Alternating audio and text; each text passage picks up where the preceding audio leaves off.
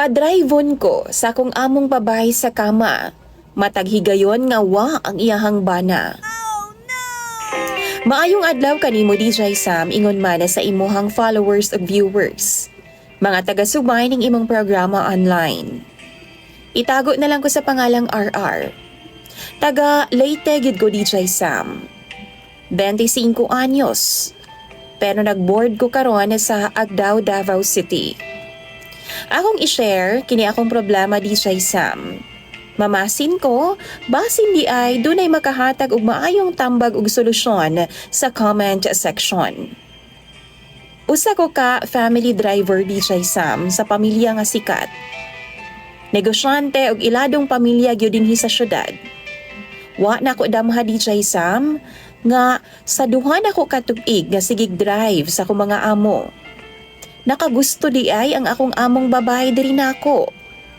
Debut sa iyahang nag-iisang anak ni atong panahon na DJ Sam. Samtang akong amo nga lalaki tuwa sa Dubai tungod sa business nga mga giatiman. DJ Sam around 12 midnight kadto. Maogi paghuman sa party.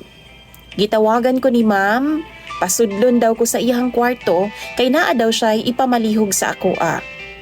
Pagsud na ako sa iyang kwarto DJ Sam, nakakulob na si ma'am. Tapos nakatapis lang og towel. Nakulbaan yung ko DJ Sam kay first time jud na ako nga nisulod sa kwarto nila ni sir. Ingon niya DJ Sam, magpamassage ra daw siya sa kuha. Ako pud siyang giingnan. Di ko kahibaw mo massage. Anak pud siya, sige lang, pislit-pislita lang good para ma-relax lang ang akong lawas. Anak pud ko DJ Sam, bahala na oy. Giaplasan ako ang iyang lawas sa DJ Sam, pero kalit lang man na siyang nihayang ug iya akong gikabayan. 55 years old na si ma'am, pero seksihon gihapon siya og lamion ha. Maong natintal gyud kaayo ko. Kay wa naman siya sinina DJ Sam. Tapos iya dayong giumum ang akong tabadidoy. DJ Sam, dili sa paghinambog ha, nabuang si ma'am daw sa akong romansa. Ug ingon pa siya, ganahan gyud daw kaayo siya sa akoa. Hangtod nga, nagpangita naman siya DJ Sam. Wa man siya nakontento ug nagsige na lang manoon siya pabembang sa akoa. Matag higayon no nga wa si sir, iyahagid kong tawgon og magbembang ming duha. Mag 6 months na gud DJ Sam. Ug ginabuhat namo na matag higayon nga mulakaw ngadto sa layo si sir. Nakonsensya pud ko DJ Sam. Ang gusto lang man ako manarbaho og tarong para sa akong pamilya. Buutan baya kayo nga akong amo nga lalaki ay. Dili gyud unta ako gustong gubon ang pagsalig niya nako. Mao nang nagdesisyon na lang ko DJ Sam. Nga mopahawa na lang ko sa pagka-driver sa ilang pamilya. Ug muadto na lang ko sa laing nasod. Nananghid ko kay Ma'am DJ Sam pero wa man hinuon siya ni sugot.